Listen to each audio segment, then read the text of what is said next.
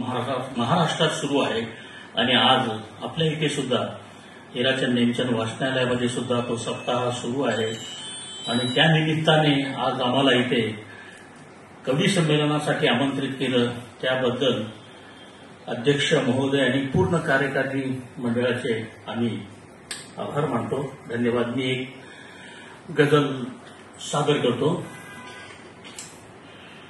मी मराठीच्या कृपेने धन्य झालो. मी मराठीच्या कृपेने धन्य झालो. मातृभाषेचे जसे सौजन्य झालो. मी मराठीच्या कृपेने धन्य झालो. मातृभाषेचे सदा सौजन्य झालो. आणि हा शेर बघा.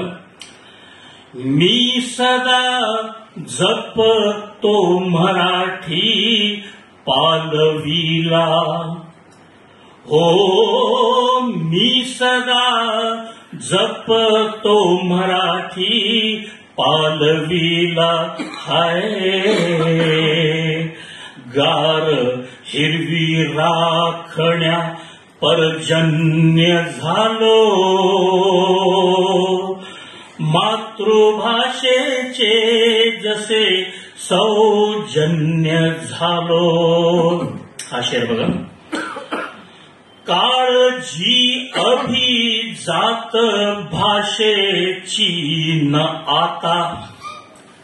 हो काळजी अभिजात भाषेची न आता. हाय मी तिच्या पदरातले चैतन्य झालो.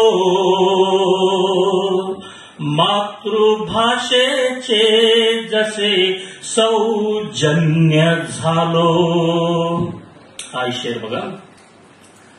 देत खांदा या मराठी पालखीला. हो देत खांदा या मराठी पालखीला. हाय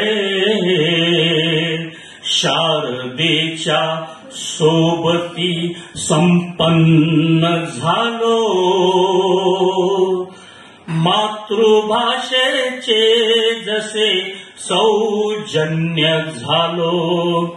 आणि हा शेवटचा माझा तखल्लुस शेर, मक्ता शेर ज्याला म्हणतात, तो शेर आहे. या मराठीने दिला मज नावलौकिक. हो या मराठीने दिला मज नावलौकिक. हाय होय साबीर आज स्थानापन्न झालो.